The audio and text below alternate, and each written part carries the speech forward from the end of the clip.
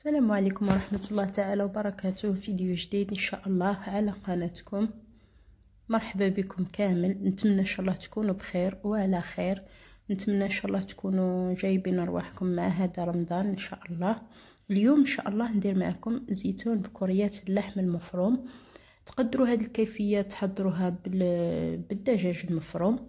كما تعرفوا هذا الطاجين وقته هذا تحضروه كطبق رئيسي لعائلتكم وعلاش لا لضيافكم في هذا الشهر الفضيل. حاجه بنينه بزاف. وبدون اطاله نبداو مباشره في الطريقه تاع التحضير.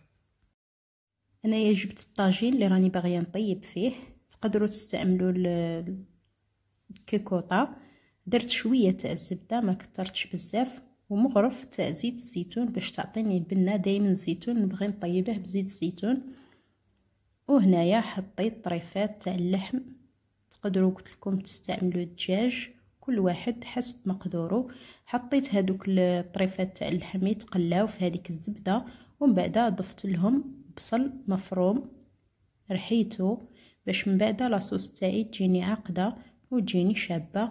بعد ما قليتهم نبدا نضيف التوابل ونمرق بالماء الحامي. دائما نمرقوا بالماء يكون حامي. زدت هنايا مغرف صغيره تاع الثوم والتوابل. استعملت راس الحانوت وشويه كركم فلفل كحل والملح. بعدها كما قلت لكم نمرق وما نمرقش بزاف باش تجيني المرقه تاعي بنينه وما تجينيش مايها. هنا كما راكم تشوفوا بعد ما مرقت تقدروا تستعملوا الطماطم. اللي بغى يدير مرقه حمراء يدير طماطيش تاع القوطي. تقدروا تستعملوا الطماطيش تاع الحب. كل واحد واش يبغي اللون تاع المرقه تاعو. حطيته وخليته يطيب ومن بعد مشيت للحم المفروم تاعي. حطيته في صحن وضفت له كميه معتبره نتاع بصل مفروم. هذاك البصل بعد ما رحيته كنت دايرته يستقطر في صفايه. وهذاك الماء تاعو نستعمل مغرف ولا زوج على اللحم المفروم هذاك.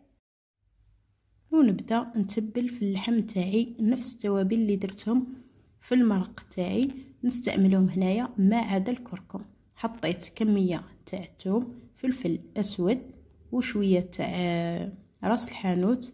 هنايا ضفت سكنجبير استعملته تاني في المرقه نسيت ما قلت لكمش. واستعملت الملح. ملحت اللحم تاعي. بالنسبه اللي طلع لهم الفيديو اول مره ولا اول مره يشوفوا القناه تاعي وعجبهم الفيديو طبعا خلوا لي لايك واشتركوا بالقناه وفعلوا الجرس باش يوصلكم كل جديد ان شاء الله.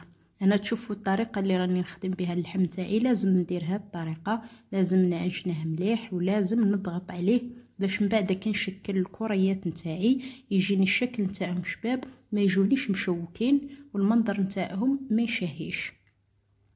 هنا راكم تشوفوا راني نمزج مليح في هذاك البصل وهذاك التوابل. يمكن تضيفوا حبه تاع البيض انا ما نستعملش البيض. ونبدا نشكل في الكريات تاع اللحم تاعي. هنايا الحجم انتم كل واحد وكيفاش يبغي الحجم نتاع الكريات تاع اللحم نتاعو.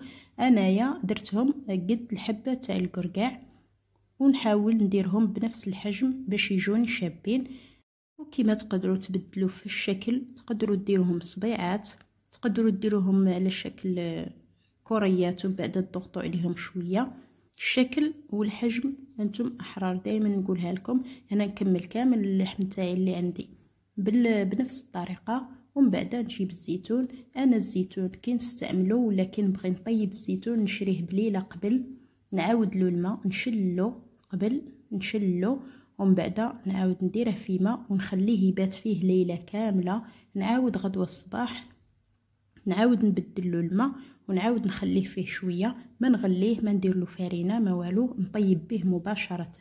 نكون نحيت له كامل هذاك الملح اللي فيه ونبدا نطيب فيه. هنايا نعاود نولي المرق تاعي اللي راني دايرته يطيب. بعد ما اللحم تاعي بدا يدخلوا الطياب نبدا نرمي الكريات نتاعي. راكم تشوفوا ما استعملتش كاع الطنجره تاع الضغط ولا نطيب في الطاجين عادي. ونحاول ما نحركهمش هذوك لي بولات تاع الفيونداشي. ومن بعد نرمي عليهم الزيتون نحركه تحريكه خفيفه نغطي ونخليه يطيب بعد ما يطيب واللاصوص تعقد لي وتجيني خاتره نطفي عليه ونجي نقدمه معكم ونزينه. كل واحد يزين بواش يبغي، تقدروا تحطوه غير هكاك بدون تزيين.